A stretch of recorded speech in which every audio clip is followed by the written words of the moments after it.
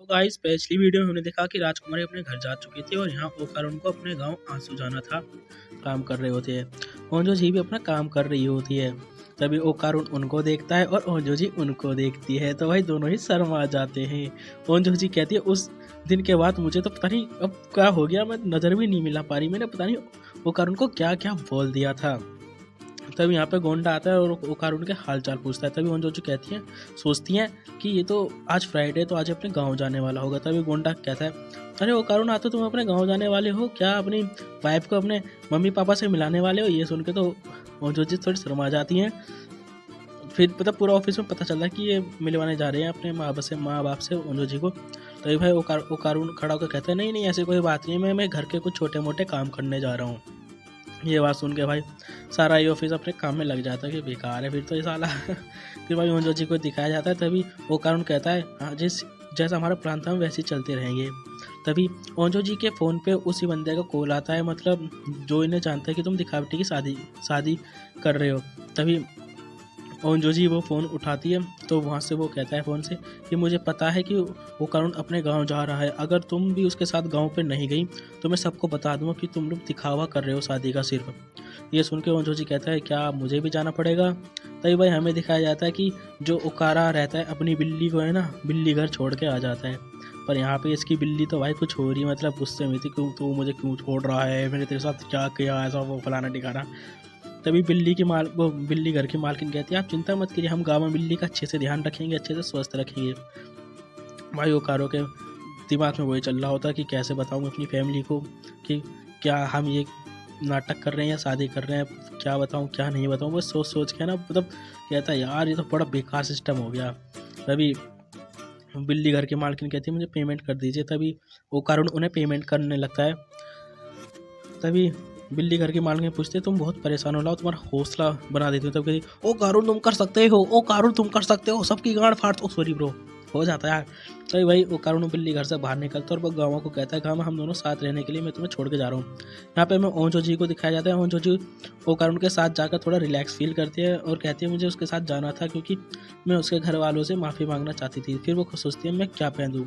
तभी यहाँ पे हमें ओंजो जी का बचपन दिखाया जाता है, जो कि छोटी बड़ी कोई सी भी चीज़ हो वो अपनी मॉम से ही पूछकर कहती थी कि मॉम मैं ये कपड़े पहन दूँ या नहीं पहन दूँ। तो उनकी मॉम कहती थी कि ओंजो जी अब तुम बड़ी हो गई हो, तुम अपनी चॉइस खुद कर सकती हो। ये बात सुन के फिर से वो अपने ओंजो जी अपने असली रूप में आ जाती है, मतलब वर्तमान में, प्रेजेंट में। फिर हमें यहाँ पे एयरपोर्ट का सीन दिखाया जाता है जहाँ पे टाइम हो चुका था कि इनकी फ़्लाइट का। तभी ओकारुन देखता है कि ओंजो जी अभी तक आए नहीं। तभी भाई ओकारुन की नज़र पड़ती है ओंजो जी। भाई ओंजो जी ऊपर से नीचे नीचे ओकारुन सोचता है, चलो लाओ भाई बातचीत करने पड़ेंगे, ऐसे awkward फील हो रहा है। और यहाँ पे ओंजो जी भी चुपचाप बैठी हुई थी। तभी ओकारुन पूछता है, क्या तुम इससे पहले कभी आंसू गई हो। ओंजो जी कहती है, हाँ ना, मतलब कन्फ्यूजन में कहती है कि गई भी है नहीं भी गई हैं। तो बस भाई फिर इनमें थोड़ी बातचीत होने लगती है। तभी ओंजो जी सोचती है, मैं इसके परिवार के बारे में कुछ ना कुछ तो जानती हूँ, तो मुझे ऐसा लगता है कि मुझे भी इसे बता देना चाहिए अपने परिवार के बारे में। फिर ओंजो जी ओकारुन से कहती है, क्या तुम मेरे माँ बाप के बारे में जानना चाहते हो, क्योंकि मैं भी तुम्हारे माँ बाप के बारे में बहुत कुछ जानती हूँ। तभी भाई ओकारुन कहता है, नहीं नहीं ऐसी कोई बात नहीं है। तभी ओंजो जी कहता है, ओंजो जी कहती हैं कि अगर तुम्हारे घर वालों ने मेरे माँ बाप के बारे में पूछा तो तुम क्या बोलोगे। तो फिर ओकारुन कहता है, ठीक है, तो फिर बताओ अपने बचपन के बारे में, अपने अपने माँ बाप के बारे में। तभी ओंजो जी कहती है, मेरा बचपन और मेरे जो अबू दोनों बराबर ही हैं। फिर वो अपने बचपन के बारे में बताने लगती है कि मेरी मॉम हमेशा मतलब काम के ट्रिप के चक्कर में हमेशा घर से बाहर रहती थी, तो इसलिए मुझे घर में अकेला ही रहना पड़ता था। पर मुझे अकेलापन कभी महसूस नहीं हुआ, क्योंकि मैं जब स्कूल से आती थी तो मैं नोट में लिखा रहता था कि बेटी मैं अपने काम पे जा रही हूँ तो अपना ध्यान रखना, मतलब उसकी माँ उसके लिए नोट छोड़ के जाती थी। तो भाई उसका तो रोज़ का सिस्टम था, तो मतलब वो शुरू से अकेली रही है। स्कूल से आके वो अपना खाना पीना खाती है, अपना पेट पूजा करती है। करने के बाद फिर भाई वो मैप खोल के बैठ जाती है। उसे मैप खोल के बैठ कर उसमें से पूरा देश या फिर पूरा विश्व घूमने में बड़ा मज़ा आता था। तो ओंजो जी ओकारुन कहता है, आप भी तो वही कर रही हो या कुछ अलग। तभी फिर वो आगे की बताती है कि मैं मैप को देखती थी और उसे समझती थी, और वहाँ की जो जगह जगह मुझे घूमना था वो अपनी मम्मी और मैं अपने स्टैचू को वहाँ पर रखकर घूमती रहती थी। मतलब समझ रहे हो, ये मतलब बच्चों वाला खेल खेल लिया है। अपनी मॉम के साथ हमेशा कहीं ना कहीं घूमती रहती थी अपनी इमेजिनेशन दुनिया में। तभी ओंजो जी बताती कि जब मुझे ज़्यादा ही एक्साइटमेंट हो जाती थी तो मैं आँख बंद करके वहाँ की जगह को इमेजिनेशन करने लगती थी और वहाँ पे मैं घूमने लगती थी, मतलब इमेजिनेशन में, मतलब काल्पनिक दुनिया। वहाँ पे कहती थी मैं वहाँ पे पहाड़, समुद्र, वहाँ की सिटी, रोड सब देख के मुझे बहुत खुश होता था, खुशी मिलती थी। मतलब ओंजो जी भाई बचपन से ही मैप को लेकर बहुत एक्साइटमेंट थी और वहाँ की जगहों को घूमने के लिए, मतलब इन्हें नेचुरल से, जो हमारा नेचुरल प्राकृतिक है, उनसे बहुत ही ज़्यादा लगाव था। फिर ये लोग अपने वहाँ पे घर के स्टेशन के पास पहुँच जाते हैं। तभी वो कहते हैं, ओकारुन कहता है मैं सब कुछ संभाल लूँगा। तभी यहाँ पे भाई ओकारुन की दादी आती है। भाई दादी कम गेट वेस्टर ज़्यादा लग रही है भाई सच में। तभी ओकारा बताता है ये मेरी दादी हैं। तभी ओकारा की दादी कहती है तुम्हें लिफ्ट की ज़रूरत है नहीं है, क्योंकि तुम घर जा रहे हो तो मेरे पास कार है तो मैं तुम्हें लिफ्ट दे सकती हूँ। तो भाई हमें यहाँ पे दूसरा सीन दिखाया जाता है, उसकी मोम ओकारू से मिलने के लिए उसकी आज बहनें भी आई हुई थी।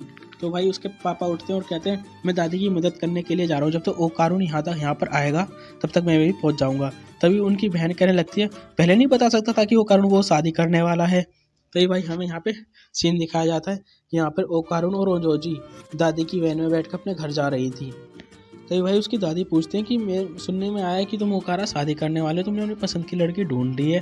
तभी ओकारा कहता है नहीं ऐसी कोई बात नहीं है। तभी दादी ओंजोजी को कहती है ये बहुत खुद, मतलब जिस लड़की को तुमने पसंद किया है वो बहुत ही ज़्यादा खुद नसीब होएगी। तभी ओकारुन उन्हें अपनी सच्चाई बता देता है।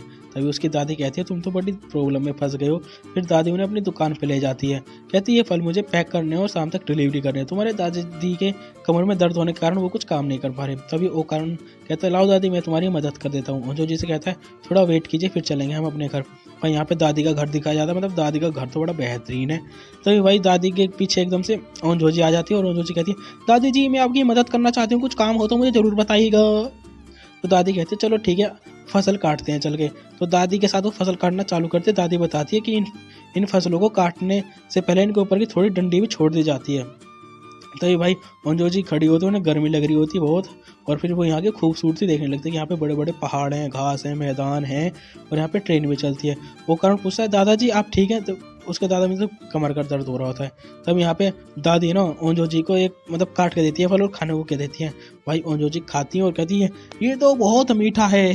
तभी उसकी दादी कहती है अरे मीठा कैसे नहीं होगा यार, हमने इतनी मेहनत से इसे उगाया है। तभी ओकारुन पूछता है दादाजी मैं टीवी चला दूं? तो उसके दादा कहते हैं मेरे कमर में दर्द है। तो भाई यहाँ पे हम दादी और ओंजोजी को देखते हैं। तभी दादी कहती है मुझे पता है कि तुम भी ओकारुन से प्यार करती हो, क्योंकि ओंजोजी भी मतलब ओंजोजी करती है प्यार। अब फिर उसकी दादी बताती है मैं ओकारुन के चेहरे को देख के बता सकती थी कि तुमसे वो बहुत प्यार करता है, इसलिए तुम ओकारुन के लिए हमेशा साथ खड़ी रहना, उनका साथ देना ओकारू का। तो भाई ये कहते कहते मतलब सुनते सुनते वो बेहोश हो जाती है अपनी ओंजोजी। भाई ओंजोजी को बेहोश हो जाती है। भाई यहाँ पे ओकारू आता है भाई हीरो की तरह, ओंजोजी मैं तुम्हें उठा दूंगा, और मतलब अब यार मतलब गोद में उठा लूँगा। तो भाई पड़ी हुई थी। अब भाई ओकारू ने ना फिर उन्हें दादी कहते हो तुम इसे उठा के इस कमरे में लिया, मैं डॉक्टर को बुला के ला दी हूँ। भाई ओकारुन ओंजो के जैसे उठाता है लोग भाई साहब ये तो बहुत भारी है। लोग कहता है ये तो मेरी कमर तोड़ देगी। पर फिर भी भाई वो लचक पचक करके है ना रूम तक चला ही जाता है। रूम के पास पहुंच जाता है।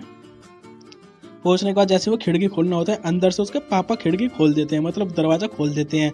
तभी अपने डैड को कहता है डैड आप। तो भाई आगे देखते क्या होता है, मजेदार चल रही है भाई इनकी लव स्टोरी तो।